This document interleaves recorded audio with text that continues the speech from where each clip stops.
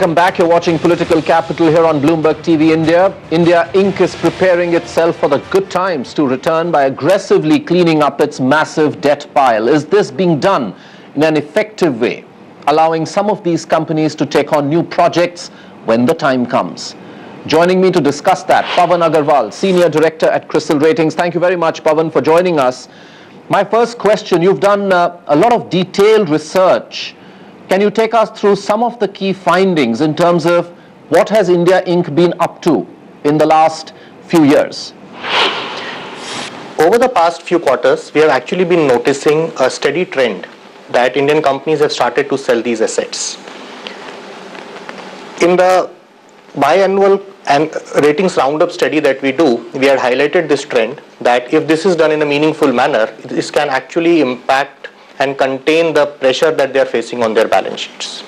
So what we did, this study that we are releasing today, what we did is we looked at essentially two elements. One is the assets or businesses that the companies have divested, or the equity sales that they have done to strategic partners over the last 18 months. We found that there are about 36 such transactions that we have, that Indian companies have done, involving about 21 Indian companies. The total amount of value of these deals aggregates to about rupees 80,000 crore. This is meaningful in the context that this represents about 1/5 of the debt of these 21 companies. Going forward also, we believe that this amount of restructuring asset sale will continue, and our expectation is that another about 60,000 crore worth of asset sales are likely by the end of this year. So what you're really saying is that while we've seen almost 80,000 odd crore happening in the last 18 months, another 60,000 crore worth of asset sales is what you foresee over the next 12 months. Is that the way you were looking at it? Yeah, that is right, Vivek. I think if you look at the key reasons for this large asset sale trend, obviously it will be different and unique for each of the companies.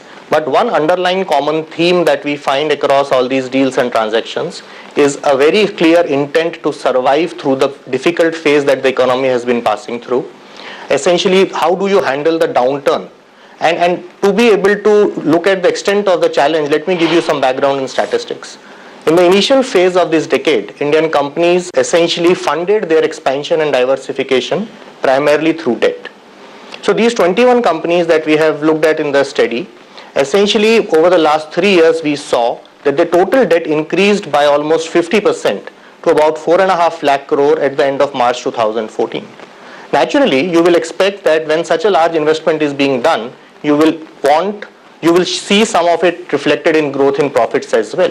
But if we look at operating profit of these 21 companies, we find that it has virtually stagnated, showing just 2% growth over the last 3-year period. And naturally, that puts pressure on the balance sheets and the debt servicing capacity. And the only course, therefore, left is sale of assets. So that is really the key reason why we see that the sale of assets is happening. Now, in the context, therefore, what the Indian companies started to look at is relook at their long-term strategies. They realized that the only way to survive is to focus on their core businesses, and therefore they started essentially selling their non-core India businesses, non-core India assets, and a lot of overseas assets that they had acquired during the good times with the view of diversification globally. So out of the total 80,000 worth of deals that we have seen, nearly 2/3 reflect the non-core or the overseas part of the businesses that Indian companies have sold over the past 18 months. Pawan, the other fascinating part of the research that you've put together has been the role of the banks and more pertaining to the corporate debt restructuring that has happened over the last few years.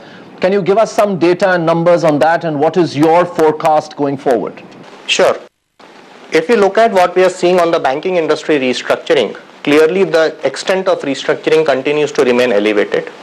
In the year 2013-14, the year just went past, we saw additional restructuring of about 1.3 lakh crore during the year, which cumulatively since the restructuring began, that is about April 2011, which is when we had first highlighted the large scale restructuring expectation, The cumulative restructuring till March 14 in 3 years has already reached about 4.1 lakh crore. And that is meaningful because if you look at it in the context of the total banking system assets, it represents about 5.6% of the outstanding banking system advances at the end of March 2014. Now, that's not something where the restructuring is going to end. We believe that the restructuring process will continue to remain high during the rest of this year, 2014-15 as well. Our expectation is that for the year, the total restructuring is going to be about 1.2 lakh crore. So cumulatively since April 2011, in the 4-year period till March 2015, we will see the restructuring activity crossing about rupees 5 lakh crore. That on an average makes it about 1.25 lakh crore annually over this 4-year period. If you look at the key reasons why this restructuring activity continues to remain high in the current year, we essentially find there are 3 reasons. First is a very simple metric, which is the pipeline of cases under restructuring. If you look at the CDR cases pending at the end of March 2014, we find that about 40,000 crore worth of cases are pending restructuring, which we believe will get completed this year. The second reason arises from the fact that 2014-15 really is the last year in which the regulatory forbearance on the provisioning for restructured assets is available. Couple of years ago, the Reserve Bank of India came out with their guidelines on the restructuring and said that any restructuring done after March 2015 will be treated at par with NPAs in terms of provisioning and reporting, which means that the provisioning levels for any restructuring after March 2015 will increase to about 50%. That is a significant increase from what is required to be provided for currently, and therefore we believe that banks will take benefit of this window available to restructure whatever is possible this year. The third element which will cause the restructuring levels to stay high essentially arises from the recently introduced guidelines by the Reserve Bank on the revitalization of distressed assets. These guidelines came into effect from April of 2014 and in our opinion will advance or increase the process of restructuring. If you look at what these guidelines intend to do, they essentially are asking the banks to identify the incipient stress in their large accounts prior to actually them becoming an NPA. Therefore, the banks will need to classify or create a new classification called the special mention accounts, which will need to be further divided into SMA1 for loans which are overdue between 31 to 60 days and SMA2 for loans that are overdue between 60 to 90 days.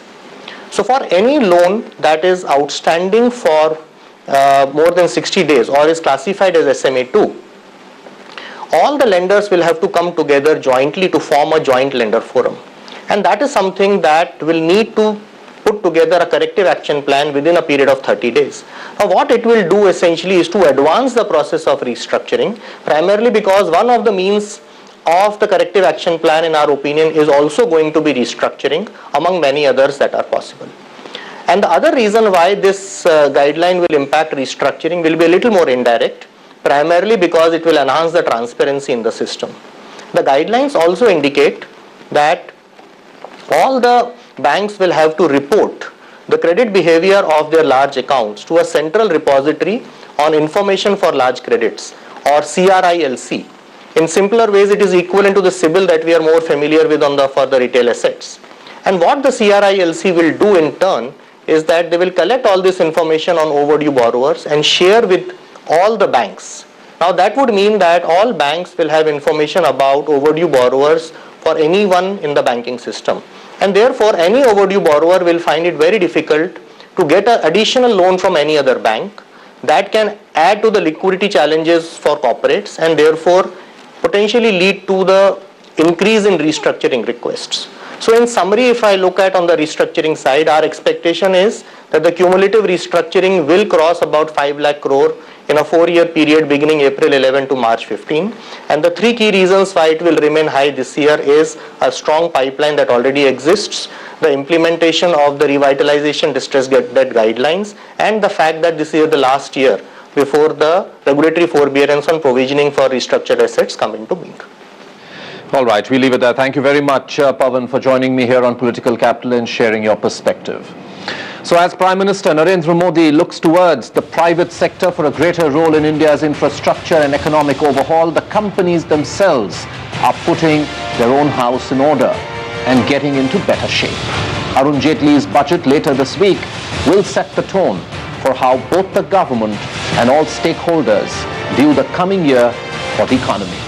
That's all we have in this edition of Political Capital. Thanks for watching.